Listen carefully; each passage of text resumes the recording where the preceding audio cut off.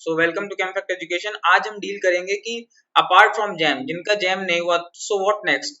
तो हम फिल किया करते थे जेएनयू, बीएचयू, डीयू, जामिया और आपकी एचसीयू एमएससी केमिस्ट्री के लिए। तो इस वीडियो में मैं सिर्फ और सिर्फ एमएससी केमिस्ट्री के लिए डील करूंगा।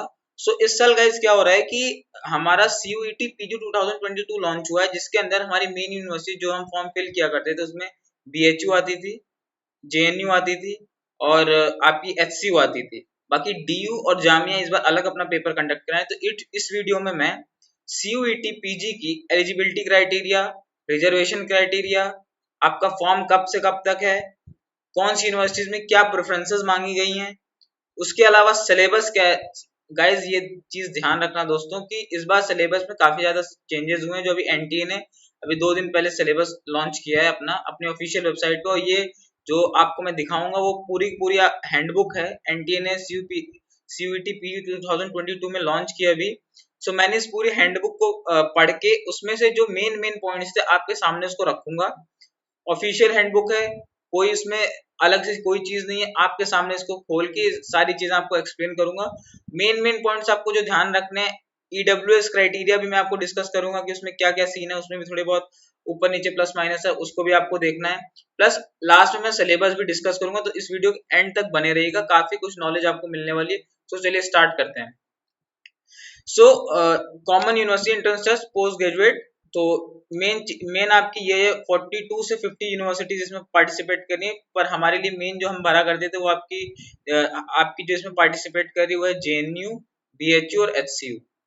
सो अब आते हैं फर्स्ट ऑफ ऑल फॉर्म कब से कब तक है। फॉर्म आपके देखे जाए, फॉर्म स्टार्ट हो चुके हैं 19 में से 18 जून तक फॉर्म है इसका। बस आप जल्द से जल्द इसको फिल करिए। और बाकी आपको जो देखना है कि लास्ट डेट जो आपकी ट्रांजेक्शन एग्जामिनेशन फी है वो 19 जून है, अप टू 11:50 PM। और मेन चीज इसमें क्या आ रही है कि आपको ये चीज देखनी है कि एप्लीकेशन फीस क्या है। 4 कैटेगरीज हैं, जनरल, ईडब्ल्यूएस, एससी एसटी और पीडब्ल्यूडी। अगर आप 3 पेपर तक की चॉइसेस फिल करते हैं तो जनरल वालों को 800 रुपीज, ईडब्ल्यूएस वालों को 600, एससी एसटी 550 एंड पीडब्ल्यूडी 500। अगर 3 पेपर के बाद आप एडिशनल पेपर उसमें ऐड करते हो, उसके लिए क्या प्रोविजन है, उसके लिए आपको 200 पर पेपर आपको ऐड करना पड़ेगा जनरल के लिए। Similarly 150 for EWS and respectively 150 for SC ST and PWD. Next चीज आती है जो हमारे काम की आती है, वो आती है कि रजिस्ट्रेशन फॉर्म हमने फिल कर दिया। फोटो फोटो का पैटर्न क्या होना चाहिए जो आप अपलोड करोगे। The recent photograph should be इधर कलर और black and white with 80% of face visible against the white background. तो इस चीज को आप ध्यान रखिएगा।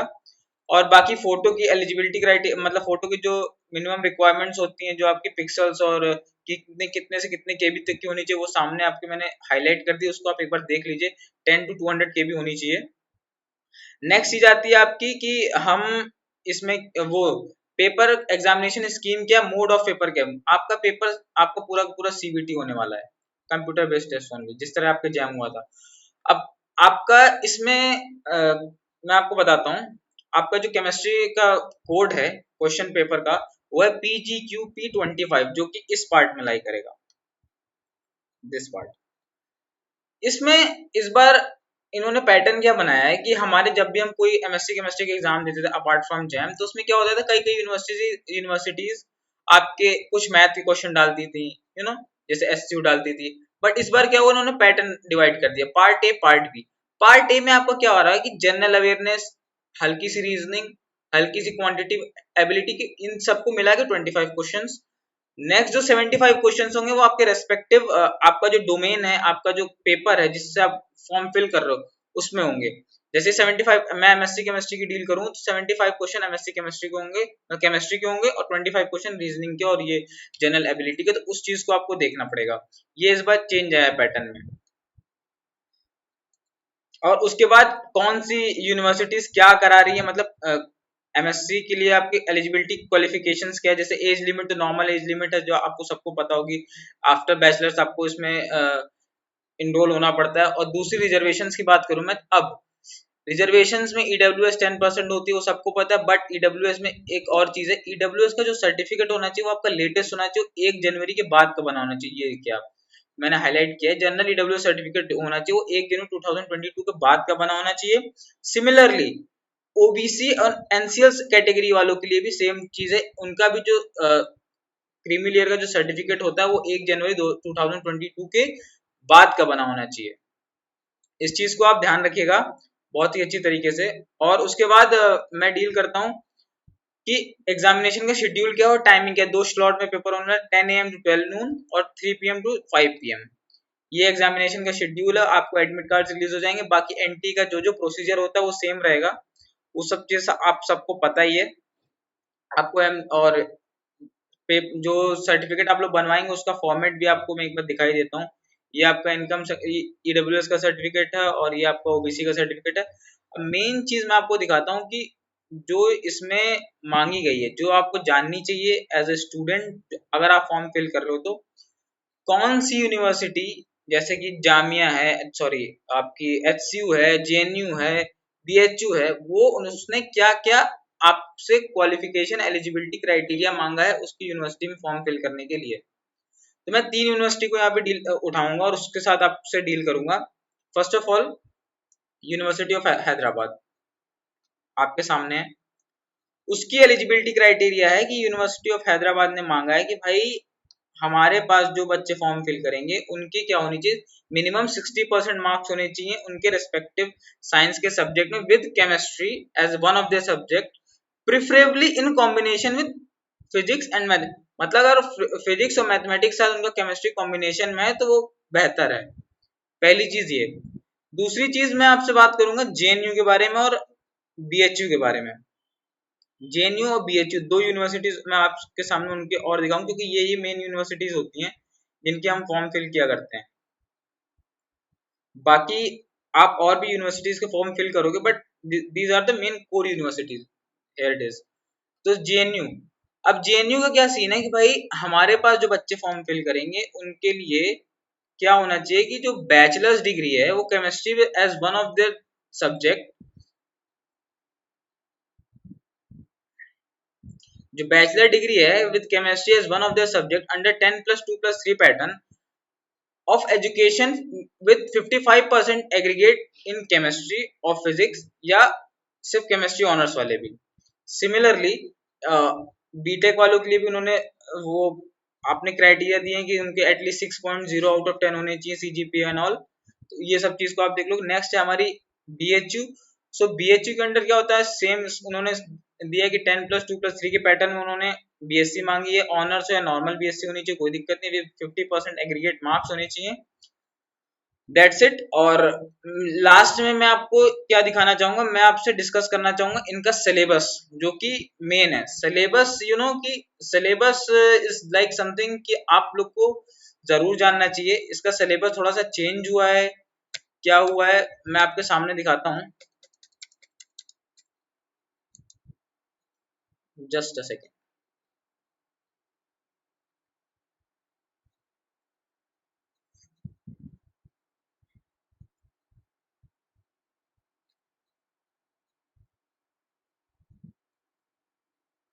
Here it is. So guys, syllabus आप लोग, ये मैंने एनटीए के ऑफिशियल वेबसाइट से डाउनलोड किया, आप भी जाके इसको डाउनलोड कर सकते हो, कोई दिक्कत की बात नहीं है। अब मैं आपके सामने मैंने इस सिलेबस को पढ़ा, मैंने कुछ इसमें अपने एनालिसिस के हिसाब से मैं आपके सामने कुछ चीज लेके आऊंगा और आप कुछ देखना, आप शॉक हो जाओगे इस चीज को देख के। तो स्टार्ट करते हैं इनऑर्गेनिक केमिस्ट्री से। शुरुआत में क्या है, quantum and their significance number, SPDF, block elements, long form of periodic table, periodicity का पूरा सीन है। सेकंड मैंने हाईलाइट किया effective nuclear charge, shielding, screening effect, Slater's rule. ये आपका क्या है, ये आपका इफेक्टिव न्यूक्लियर, ये आपका पूरा का पूरा क्या सीन है, ये आपका पूरा का पूरा पीरियोडिक वाला सीन है। ये पीरियोडिक प्रॉपर्टीज का सीन है पूरा। उसके बाद मैंने हाईलाइट किया है कि general characteristic types of ion, you know, size effect, radius ratio rule, Madelung constant, VBT. ये थोड़ा सा आपका दोनों में आता है, ये आपका केमिकल बॉन्डिंग में भी आ जाता है ये, और थोड़ा सा पार्ट आपका वो उसका भी है, क्या बोलते हैं आपका सॉलिड स्टेट का भी।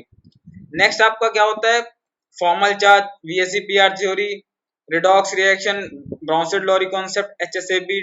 ये पूरा का पूरा आपका आ जाता है हल्का सा मेन ग्रुप में और केमिकल बॉन्डिंग में। अब आप एक चीज देखिए, मेन ग्रुप में इन्होंने क्या कहा है, the study of compound with emphasis of bonding, preparation and property and uses.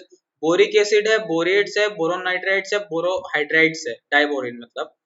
उसके बाद silanes oxide, oxo acids of nitrogen, phosphorus and chlorine, per oxo acids of sulphur, interhalogen compound, polyhalides, pseudo halogens and basic properties.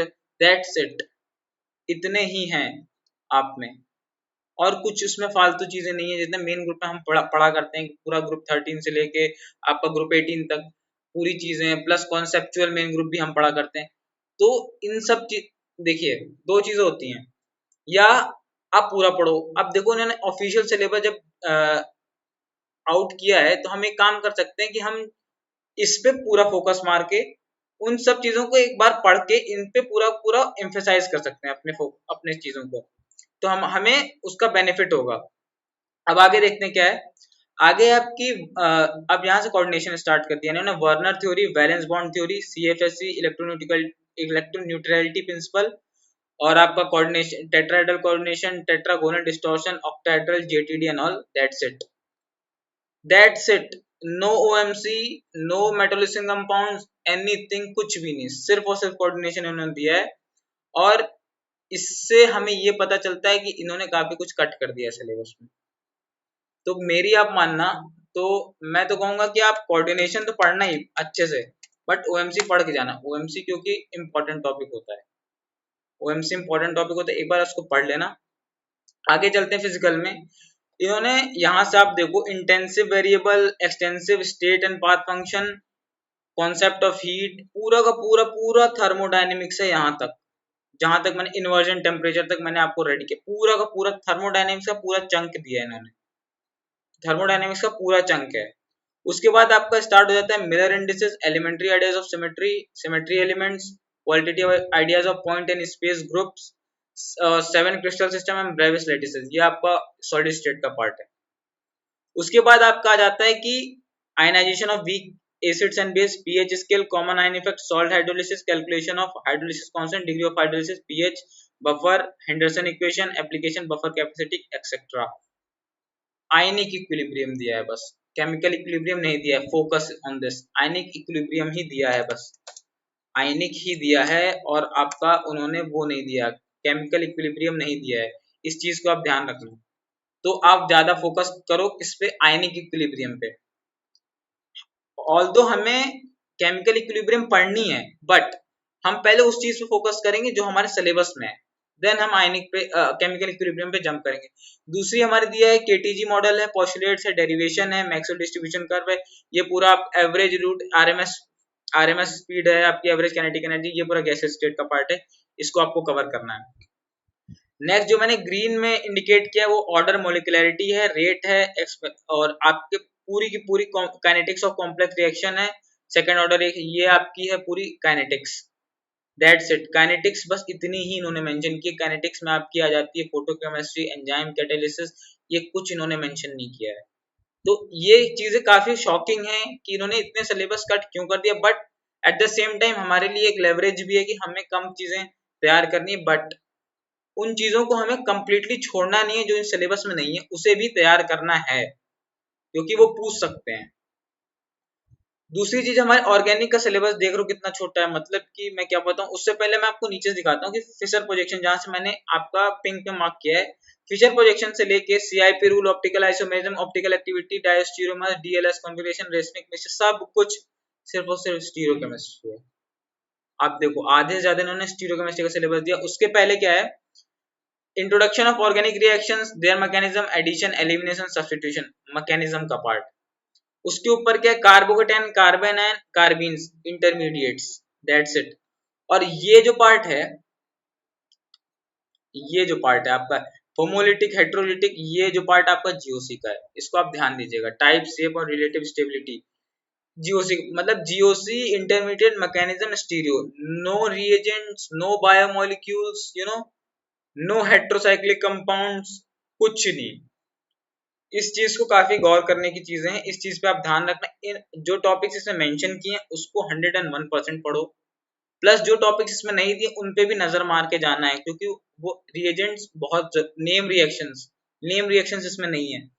तो काफी चीजें इसमें hidden है, I think so. तो इस चीज को आपको ध्यान दें। अब मेरे एनालिसिस के हिसाब से सिलेबस में अगर हमें सिलेक्शन लेना है तो मैंने कुछ इंपॉर्टेंट टॉपिक्स निकाले हैं, जैसे कि coordination, thermodynamics, stereo, main group, kinetics, equilibrium, solid state, intermediate mechanics. According to this syllabus अगर हम इतने टॉपिक कर लेते हैं, that will be enough for our examination. और जो जो चीजें हमने इसमें मेंशन नहीं, उन चीजों को भी हमें करना है, तो ये हमें उनको छोड़ के नहीं जाना। तो इसी के साथ सिलेबस हो गया, सीयूईटी का एलिजिबिलिटी क्राइटेरिया हो गई, रिजर्वेशन हो गया, रिजर्वेशन क्राइटेरिया हो गई, क्या क्या चीजें हैं। लास्ट डेट आपकी 18 ऑफ जून है, 19 ऑफ जून है या 18 ऑफ जून है, उसको आप देख लेना। तो इसके साथ साथ फॉर्म फिल करो जल्द से जल्द। आपकी 3 यूनिवर्सिटीज मेन है इसमें, बाकी यूनिवर्सिटीज की आपको प्रेफरेंस भरनी पड़ेगी, HCU, JNU and BHU. Analytical पूछ रहा था बीएचयू, इसमें एनालिटिकल का जिक्र भी नहीं है। और इसी के साथ साथ शायद जेएनयू ने इस बार एक अपने वेबसाइट पे कुछ डाला है कि जो जेएनयू की रैंकिंग डिसाइड, अपनी रैंकिंग डिसाइड करेगा वो on the basis of 75 question पे डिसाइड करेगा, जो कि केमिस्ट्री के, नॉट ऑन द 25 क्वेश्चन। उस चीज को भी एक बार आप कंफर्म कर लेना। इसी के साथ साथ मैं अब एक सीरीज लेके आऊंगा, जैसे डिफरेंट फॉर्म्स जो आ रहे हैं सबकी, तो इस चैनल पे बने रहिएगा। इस वीडियो को शेयर करो और इसको लाइक करो, शेयर करो, सब्सक्राइब करो, और नेक्स्ट वीडियो के साथ जल्द से जल्द मिलते हैं। So have a nice day, thank you so much.